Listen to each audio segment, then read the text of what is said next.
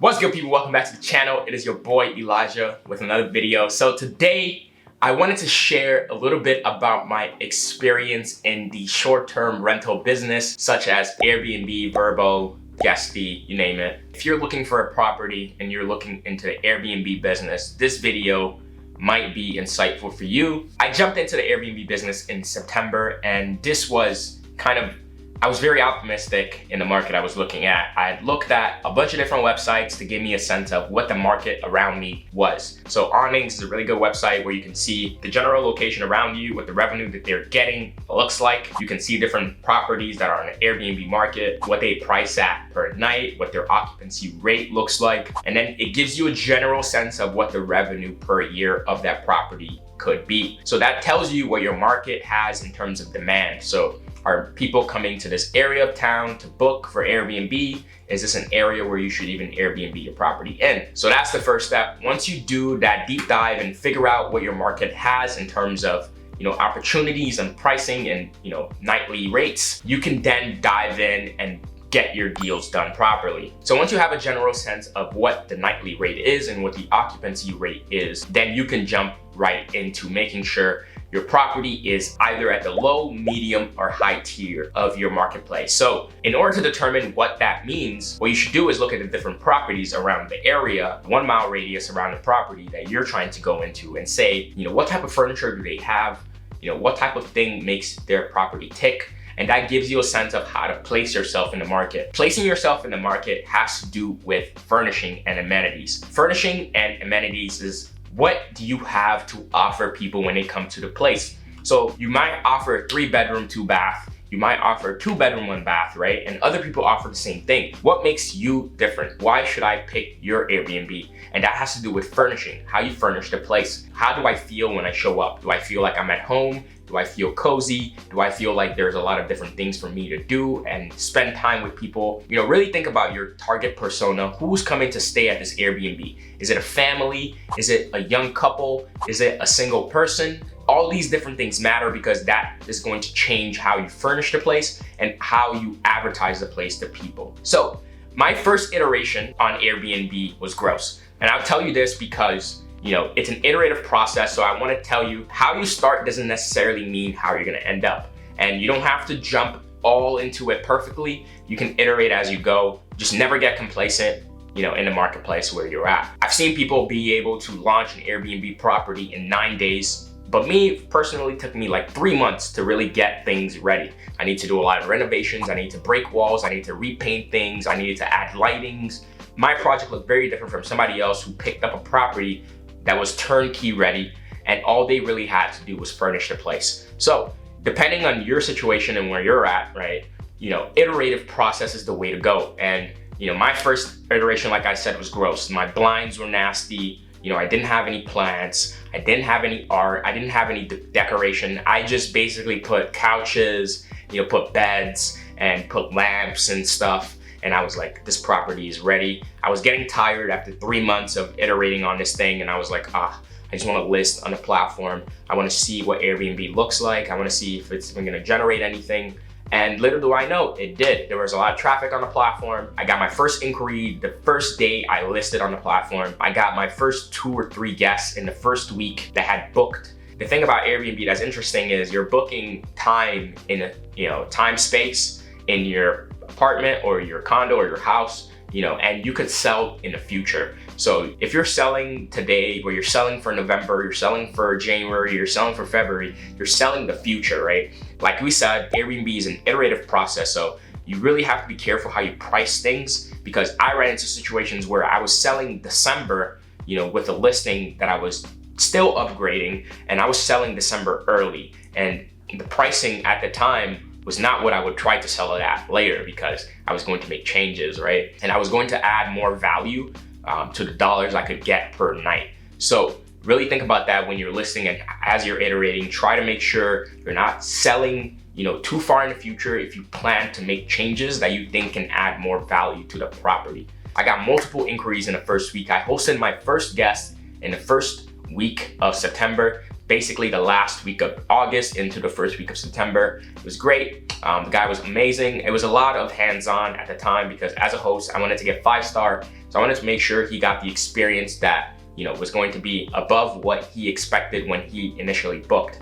And I made sure I tried to over communicate the fact that I was trying to give a 5-star service. And this was important because I've seen this really helps a lot. When you communicate with them that you're really trying to make sure they have the best experience possible, they can really feel it as well. And you know, it's pretty easy to get the 5-star when they see that you're pushing to make sure that their experience is really, really good. So make sure you're not selling too soon. You know, talk to your guests, make sure that they're, you know, aware that you want to give them a 5-star service. And the next piece I want to touch on is cleaning and maintenance and making sure this system can work for you and you're not working in the system too much. So what do I mean by this? So turnovers. Whenever someone stays in your property, you know, you have to turn it over for the next person coming because it has to be in pristine quality. I'm talking the sheets have to be really clean again. The house, the floors have to be clean. Surfaces have to be clean. Everything just needs to look like the photos that you took on the platform. Because when you took those photos, everything in the property was clean. So you gotta make sure when your guests are coming, it looks like that again. So you gotta clean well. And I'm gonna say how I clean today is Turno. Turno is a platform that allows you to automate with your Airbnb calendar. So your Airbnb calendar is synced to Turno, which cleaners on Turno can see and they can pick up the jobs. So you can essentially add cleaners that you like over time based on the service, the quality of their service. You can add them to your team and they can basically just pick up anything on the calendar that's open. It's gonna be automated, it's gonna be synced to your calendar, so they're gonna clean. If it's a same day turnover, just make sure you're on top of those and make sure that there's gonna be cleaning done. Make sure someone has picked up that gig, because you don't wanna be in a situation where a new guest is coming, but then it's a mess because the old guest barely just checked out and your cleaner wasn't able to get there on time. So you wanna make sure that those things are done properly, cleaning is done properly. So Turno is a really good way to do that and automate it so you don't have to spend too much time trying to make, you know, things work and going to go clean by yourself. You could also, you know, find cleaners on Thumbtack and, you know, work out a relationship with them where they know what to expect, they know the calendar, and then you can go from there. The next thing I want to talk about is pricing and occupancy rate. So I'm gonna say shout out to Price Labs because that's a really good place for you to list your property. They can do dynamic pricing based on demand. So Airbnb is a really seasonal business. If you're in a place that has a great summer, like Chicago, for example, you're gonna be really booked out in the summer. Occupancy rate in the summer is really high because a lot of people are traveling, especially to enjoy the Chicago weather. The next thing is, what about like seasons like the winter, or what about the seasons like fall? Those things are different. You know, it's a seasonal business, so the fall might be a little bit less, but the winter might even be even more or less depending on how you market the property. Holidays seem to have a little bit more traction, but then if you have things and amenities that kind of draws people in a different season, you might be able to get away with it. For example, if you have a winter area that has winter sports, winter activities, and then you draw them in with amenities, you bring things that makes them feel comfortable in the winter in your home, cozy, good vibes, all those different things, then you can possibly sell that property better.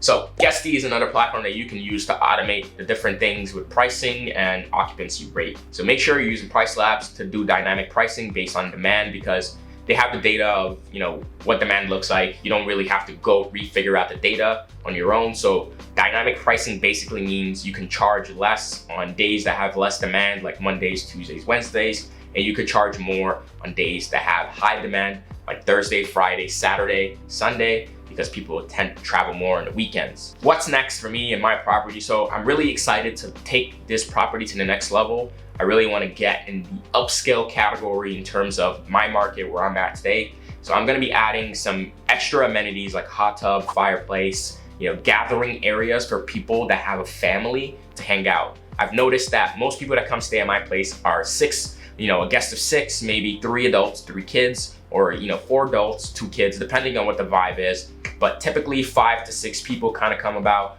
So I want to make sure they have a great time. I want to make sure there are family areas for them to gather. I want to make sure there's, it's memorable when they leave, what the experience is going to feel like. I want to kind of create this community of good vibes for people to kind of hang out. And when they leave, I don't want them to ever forget, the great time they had in Chicago. So I really want to make sure I put a hot tub, a pergola, family seating area, fire pit, a grill, things that kind of makes the property get to the next level. And I really want to be a super host really soon too.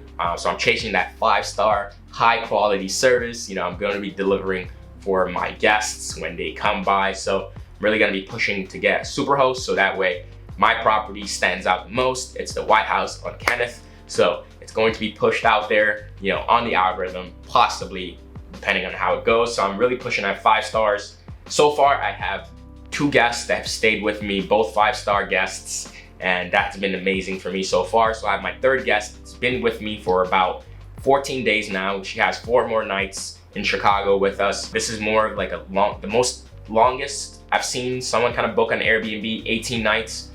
Absurd to me, but worked out for me because I basically had less turnover this month and I had to do less work, so I didn't have to think about the property too much, which was great.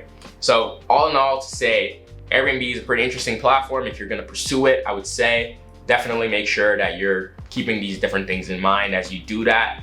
Make sure that you remember iteration is your friend. Never get complacent in the marketplace. Keep doing research in your market. Check out people, what they're doing around you.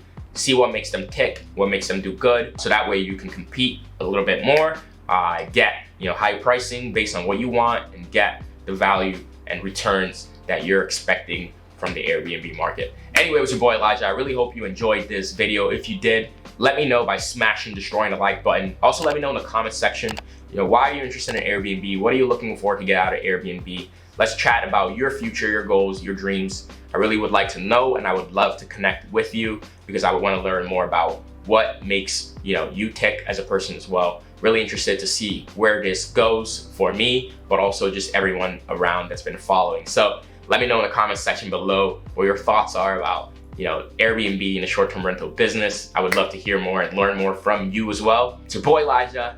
Thank you for tuning in. I really hope you enjoyed. I'll see you on the next one. Peace.